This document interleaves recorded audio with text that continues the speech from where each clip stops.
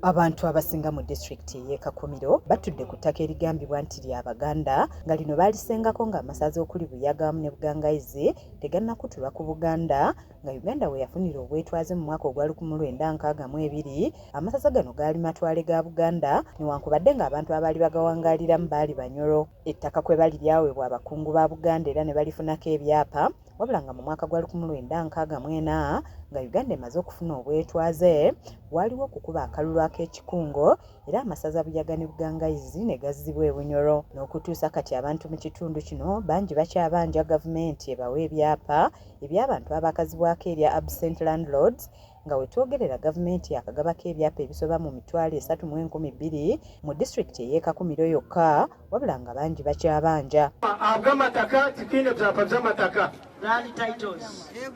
Wakati mu kutalaaga disitulikiti eno ng'awenja akalulu ka kamyufu asobole okuddamu okwesimbawo ku kifo ky'omubaka omukyalo wa disitulikiti eyo, Ssaabaminisita Robinah Nabbanja Musafiri asuubiza abatuuze nti ensonga eno baakugikolako, wabula ng'abasabye obutawuliriza bamuvuganya wabula batunuulire by'abakoledde okuviira ddala ng'akyali kansala. Tukebere ebyapa biri mu mabala ga bwoha ate mulaba mwina saaki bwe mulaba mumanyira bakama baabyo tubatwala mu minisitule endagire babasasule kuli tufune ebyapa byaife. Bannakakumiro basiimye Ssaabaminisita Nabbanja wamu ne gavumenti ya NRM gy'aweereza olw'okubaleetera enkola ya Parish Development Model gye bagamba nti ebayambye nnyo okwejja mu bwavu. PDM eri kutukorera nangwa nanye akasete bakakampaho nyina obuhunu mbwino mukajharire mukaranzaho nireba ziri ku ntanguza nimbonamo akana ko akasete ko kera abana ishomero gene n'abandi bantu omu RC zitu zino abinji aseteza bazitungire habwajona ejo tukolere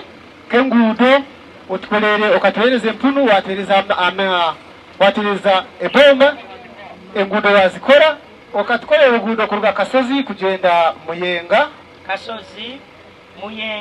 Oluvannyuma Ssaabaminisita akubye olukungaana gagadde mu kabuga k'e Mwitanzige.